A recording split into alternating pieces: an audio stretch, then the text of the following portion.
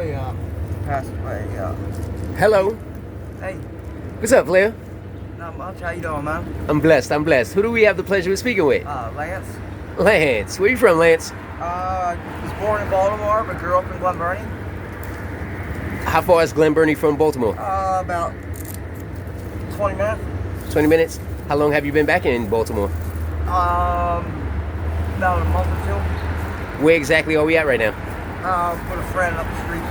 No, like where are we located at? We're in Baltimore, Southwest Baltimore, Monroe. That's what's up, Lance. How old are you, Lance? 41. 41. How old do you feel? I don't know. It depends what day it is. How old do you think you look? Today, I feel like I'm 100. Oh, crazy. How old do you think you look? I always get that I look younger, but I don't know. Can you put a number on it? How would I look? Gosh, never thought about that. I mean, I guess I'd probably say late 30s. What's the youngest someone's ever said you looked? I actually had a guy. I was working at an air freight company, and I was about probably 30, and he comes up to me and goes, "Shouldn't you be in school?" I was like, no. He's like, "You look like you're like 17." That's funny. That's real funny. So, do you have any kids, Lance? No, I have niece and nephew. How many nieces and nephews do you have? One niece, one nephew. How old are they? They are getting ready to turn 15. My sister has my nephew. He actually turns 15 November 1st.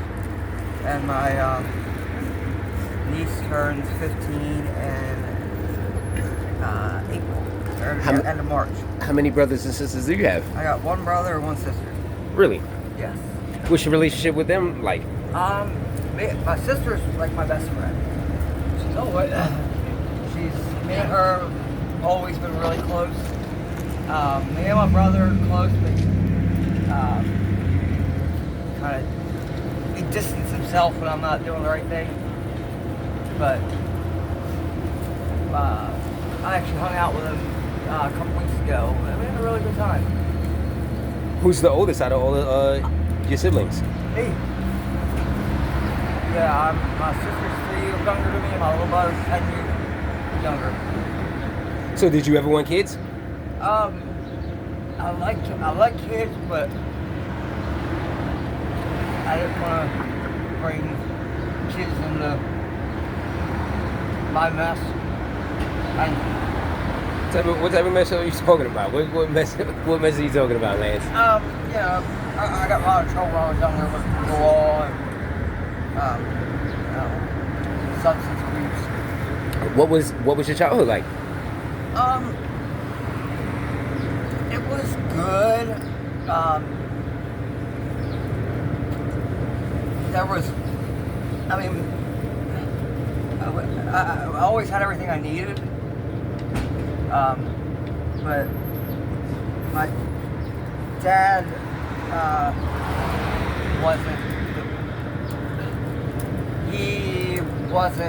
he provided for us, but like as far as like that emotional connection, that wasn't there with him as much.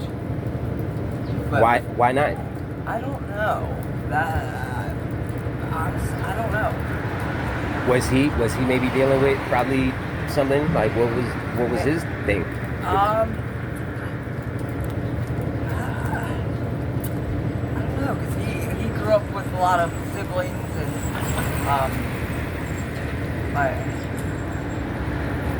my grandmother and grandfather, I mean, they were,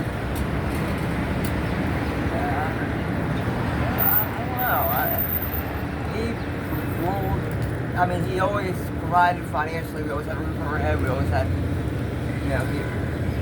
we were spoiled with material things, but as far as that, like, emotional bond, but,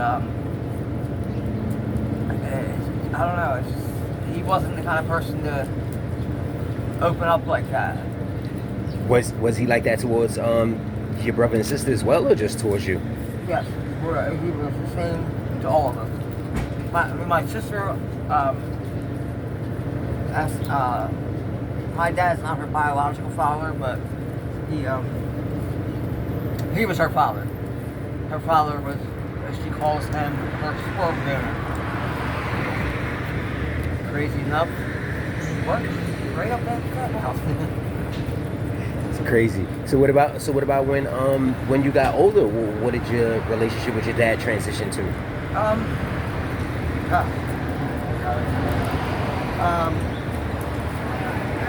it was the same.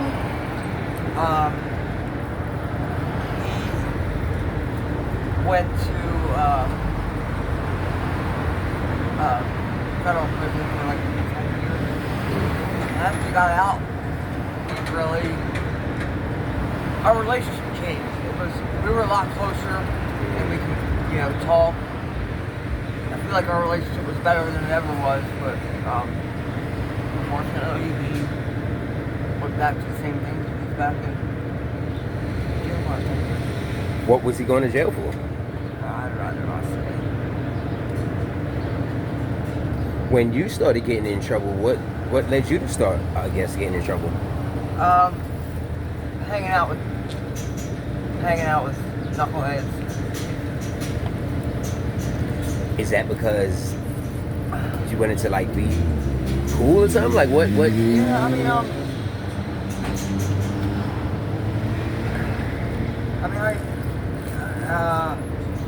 I never got in any like major like trouble, but I mainly but most of my legal issues Due to drug use? yeah. How old were you when you first started using drugs? I was about 15 when I started smoking weed, and then it just progressed from there. We started, e-pills, and started doing Oxycontin. And after that, it was downhill from there. How old were you when you started doing Oxycontins? My early 20s. In like 21 maybe? Probably, I dibbled and dabbled with them around then, but I really got into probably 22, 23-ish. Around that time, how long did it take for you to realize like you were really dependent on that drug? It didn't take long at all, man. Gosh, I know my first rehab at probably 25. Oh, at 25 you went to rehab? Yeah. Was it that bad between, I guess, 22 and 25, that 3-year span? Yeah, I started with Oxycontin, of course, and my dad got in his legal issues. It was ugly. And that's when it really took off. It started, heroin. Really? Yeah, it took a toll on our family big time. It was. How did you get introduced to heroin? When pills were expensive, and when you couldn't afford that, you kind of go to the next thing. Was it someone you that knew? was around the time when they actually stopped making Oxycontin. So, do you feel like you were kind of forced into it in a way? I wouldn't call it forced because you always have a choice, but it strongly influenced that. How were you actually taking the drugs? I started out sniffing, and actually my whole life I was terrified of needles. When I had these shots with doctors, they had to have like 3 or 4 doctors hold me down to give me a shot. And some my friends were doing it. I guess curiosity eventually, and I wasn't able to do it myself. So kind of. You said you weren't? No, I had, a guy I knew. He was actually the one that shot me up for the first time.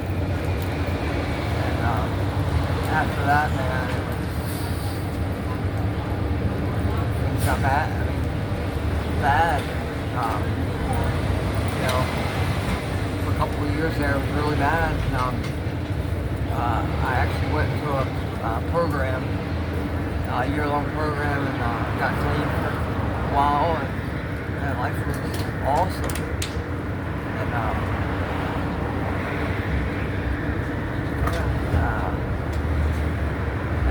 not long after I graduated that program, I ended up relapsing.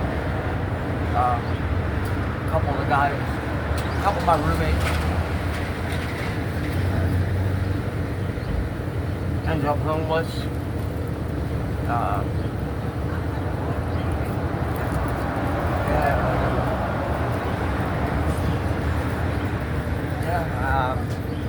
I actually just got out of a program, detox, yesterday. So. How long were you there for? 10 days. Yeah, they don't keep you that long. I had some other medical issues where they limited my options for where I could go. What medical issues are you dealing with? I have some wounds on my leg from there's an animal tranquilizer that they're putting in this stuff now. It's called xylazine, and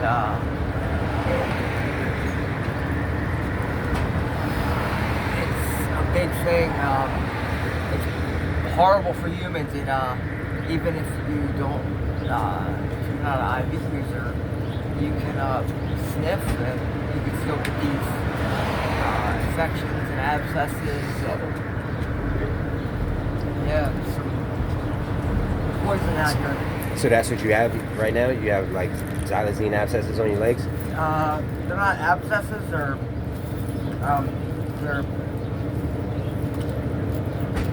healing. They're healed quite a bit, but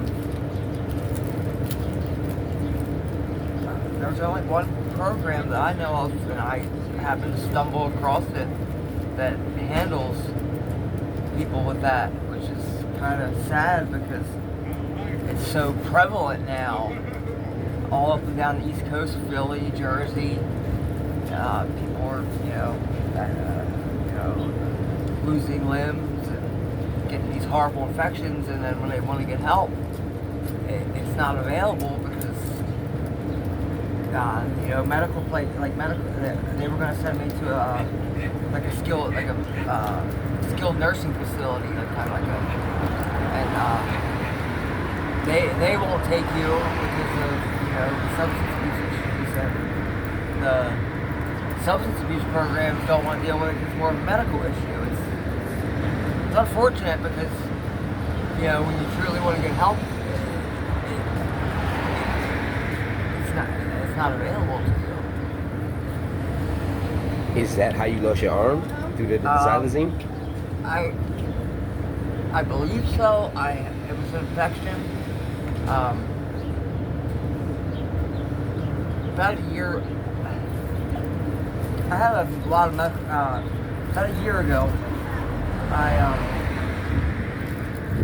was trying to detox myself.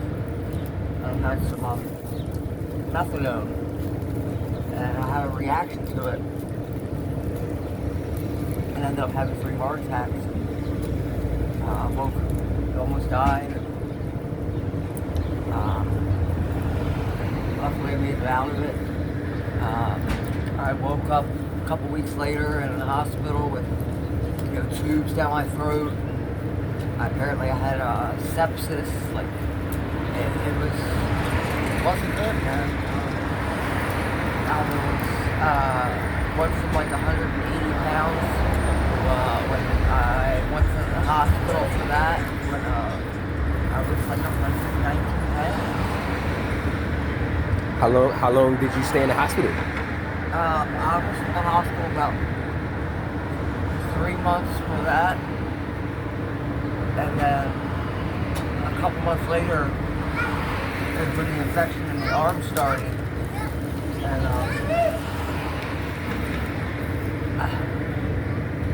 I let it go a little too long before I went to the hospital, and I went to one of the hospitals downtown, and they ended up transferring me to shock trauma. They have, it's called soft tissue clinic. They handle like stuff like that, and I was there for about another 3 months. Did you have to get like an immediate emergency amputation? No, they actually tried.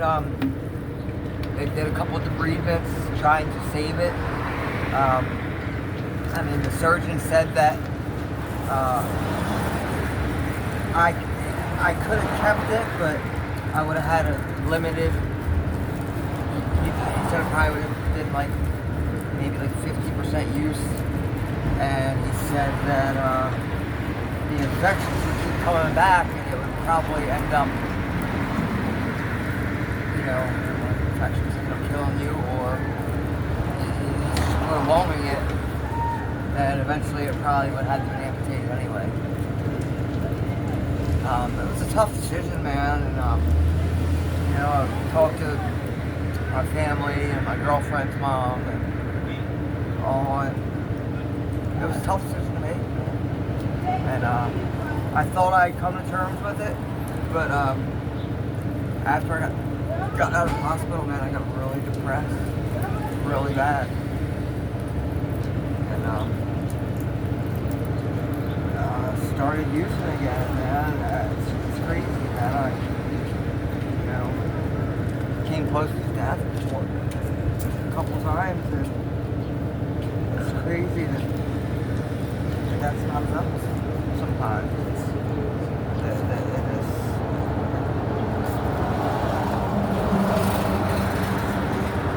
When you got out of the hospital, when you had those heart attacks from trying to detox yourself, did you use like up until you realized like your infection in your arm was like real bad? No, I actually didn't for a while. I pretty much I had to learn how to walk again. It was tough. I had to walk with a cane. That was tough.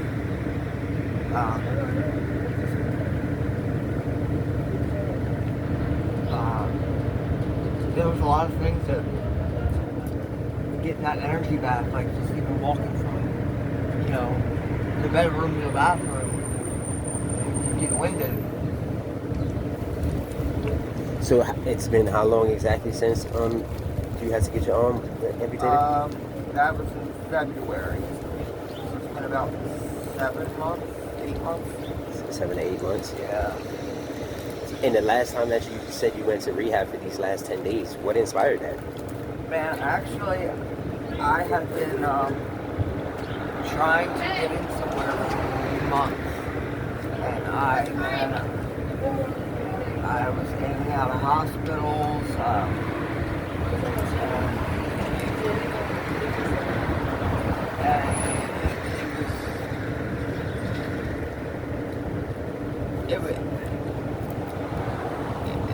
It was tough because, you know, any other time, you know, you need help, you know, you get in place for a couple days.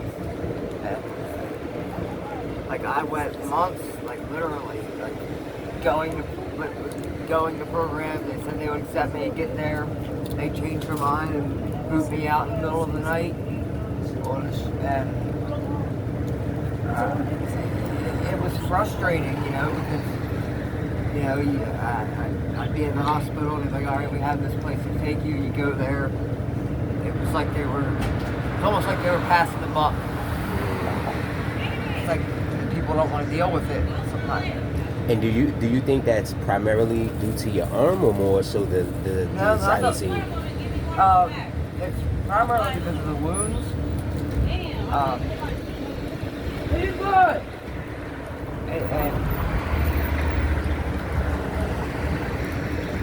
it's, a lot of the facilities are trying to quick to deal with it. And the place I ended up going to, the doctor that was there actually works at Hopkins, and he works in the burn unit there, and he actually started the wound care part at that facility, and he was a recovering addict. He had 30 some years clean, and it was just something he was passionate about, and he seen that there was a need for it, so he started it. And he was an awesome guy, man.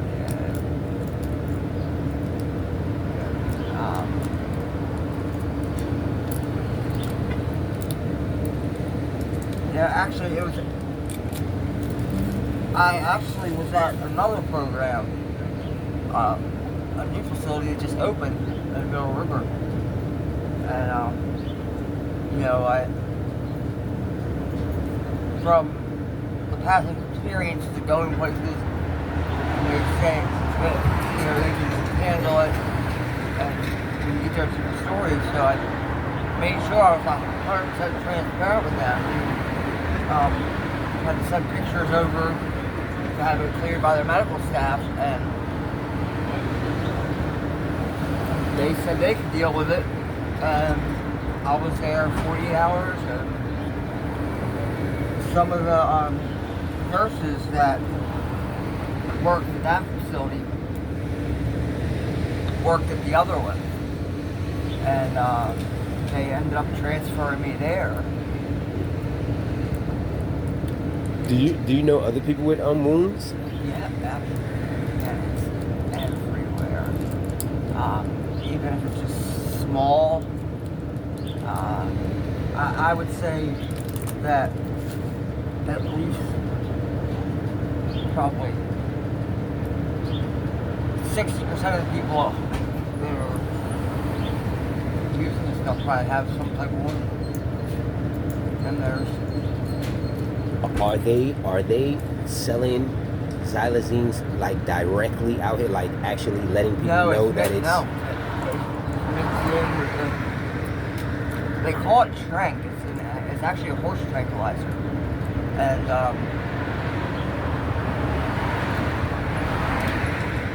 no, they sell test strips for it now, like they did with fentanyl when that became prevalent.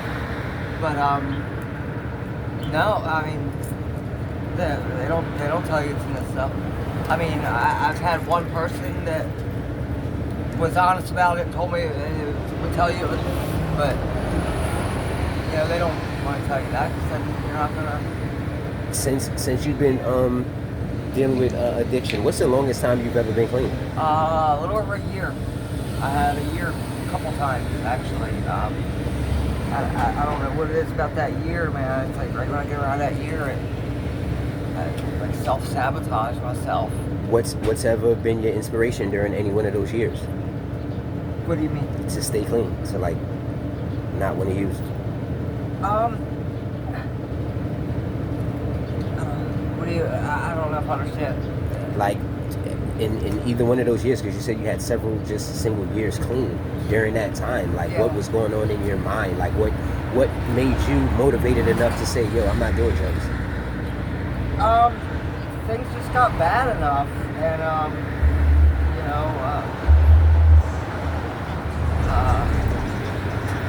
mean, I've had a year completely with no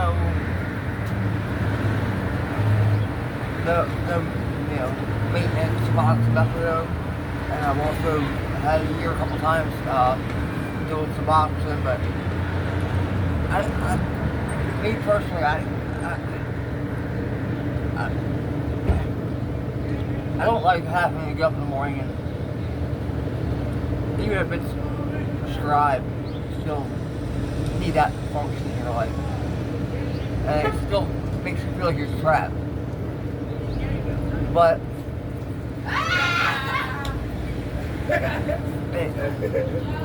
I know a lot of people that do it. I mean, that have been clean. I mean, I guess different people have different paths. And it's like NA. They look down on that. They consider it still using, but I mean, to me, if it's bettering your life, more power to you. Just like with people that I know some people that are clean that just smoke weed now. With that being, medical and recreational now, and they live productive lives and don't live that lifestyle. And unfortunately, like NA and AA, they look at that as still using. But I feel like if you're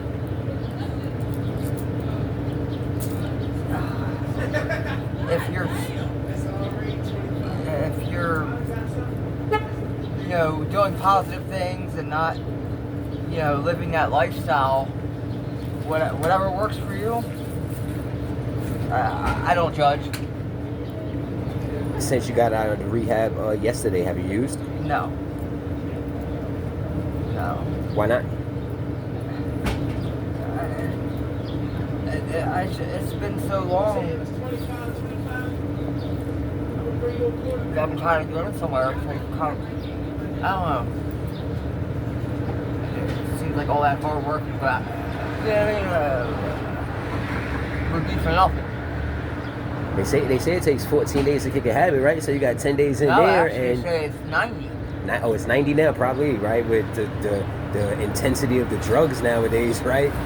That kind of makes sense. Yeah. That kind of definitely makes sense. And the stuff that's out there now is 10 times harder to get off than when it was actual heroin. Lance, right now, if a car could pull up and tell you jump in and take you somewhere where you could get the help that you definitely need, would you be willing to leave? If somebody wanted to offer some type of help for you, how could they reach you? I don't have my phone at the moment. Somebody actually stole my cell phone, and I had a backup phone.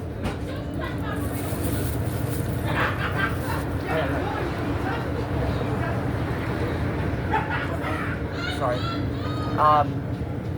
And that was working, and for some reason that broke. So, I mean, I don't have a phone at the moment. Actually, the program that I went to, luckily they had called my sister, because I had her as my emergency contact. And I called her, and she said, this place called and said they had a bed for you. And I called them back, and they got me in that night. I called them around 4 o'clock, and I hung out at my sister's house for a little bit, ate dinner, and 1 a.m. they had an Uber come pick me up. And do you have an email, maybe? yes. What's your email? I do have an email, but I don't check it much.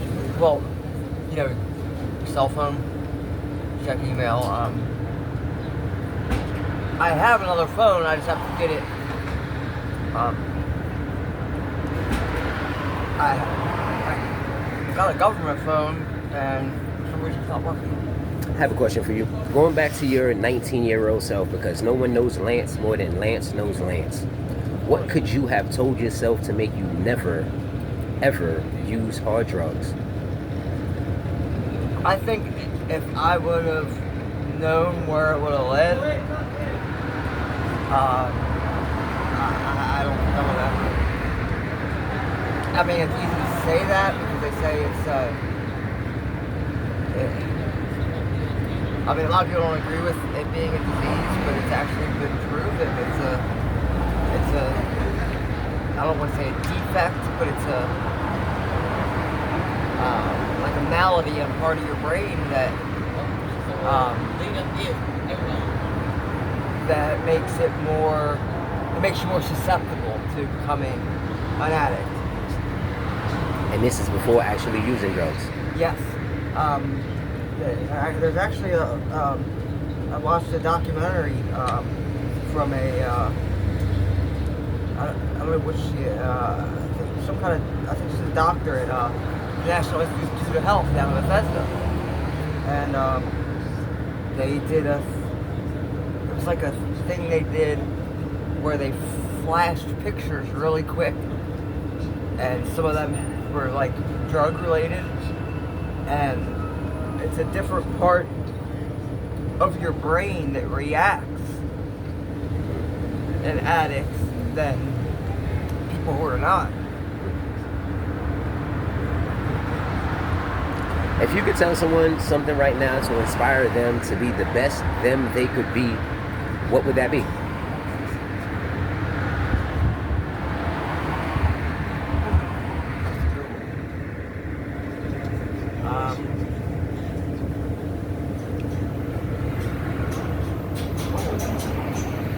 I feel like it might be a little different for different people, but staying positive is a big one, and open-minded.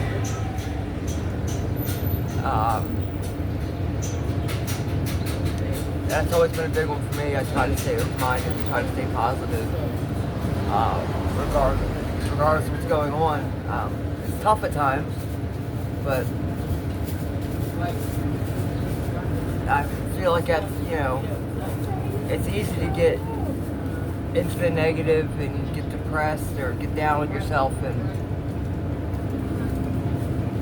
a lot of people with addicts, they started using because they either wanted to numb some kind of trauma or, like they say, get outside of themselves.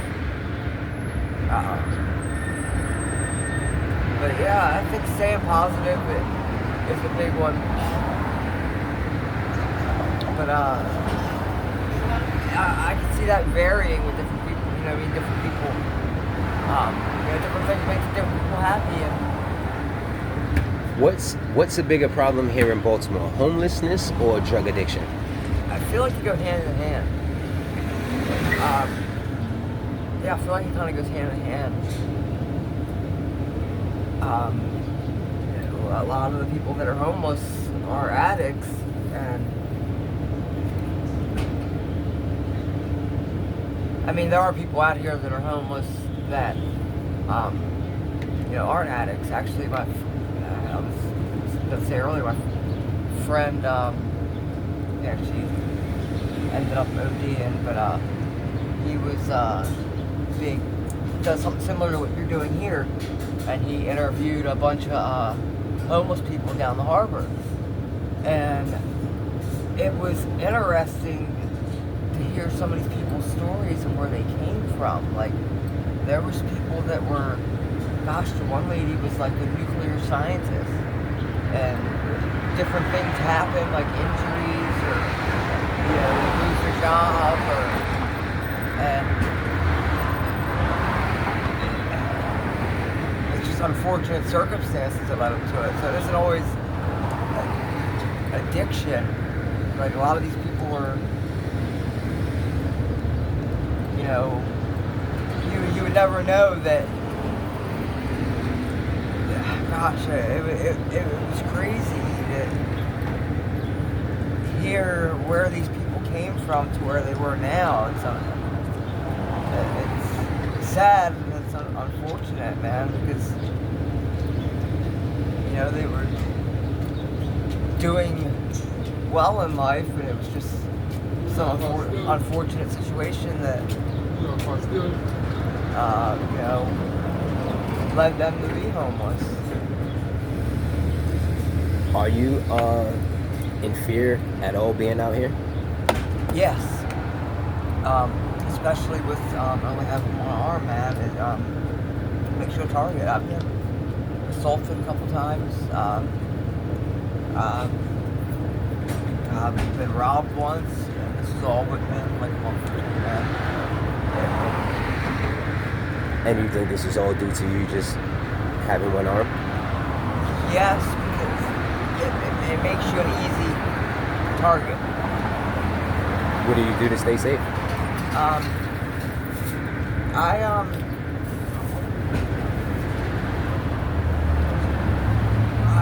try to stay out of here around at nighttime, and or I stay with one of my friends. You know, just get out of you know, a lot of the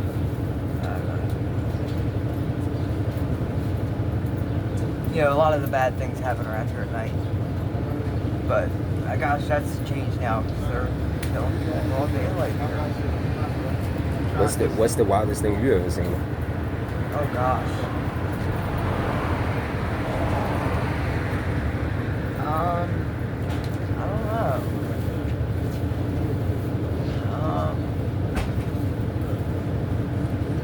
It's I don't know if it's the wildest. It's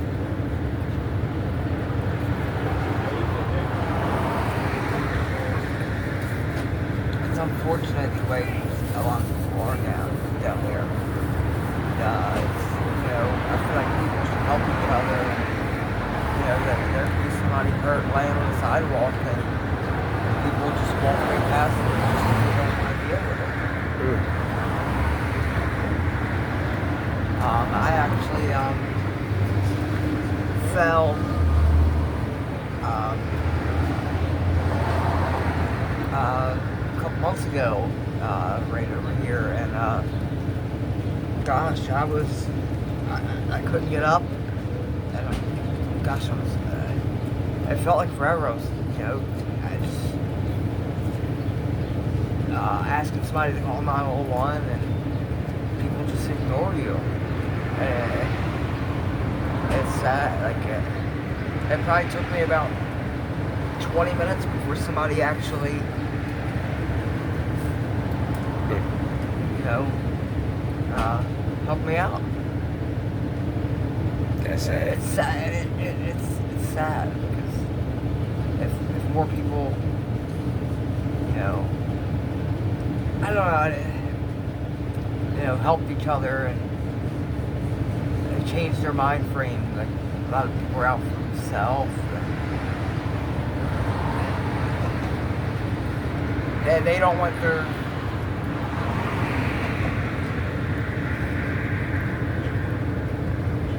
they just don't want that in their day. Like actually I had incident. I was driving and a guy was drunk and ran out in front of my car. And I was freaking out. I mean, it was his fault, but I thought he was dead. And I was losing my mind, man. Like, yeah, even if it was his fault, I didn't want to have my conscience of taking another person's life. Like, and a couple cars stopped and all, but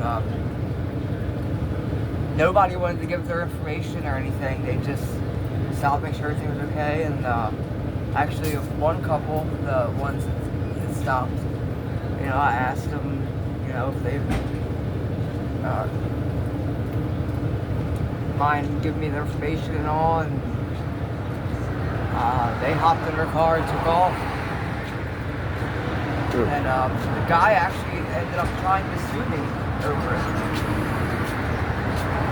And I mean, it was his fault. He was drunk. He had the bottle of liquor hanging out of his pocket. Luckily, it only broke his leg. But, you know, I still felt terrible about it. Lance, I thank you for your time. No problem, man.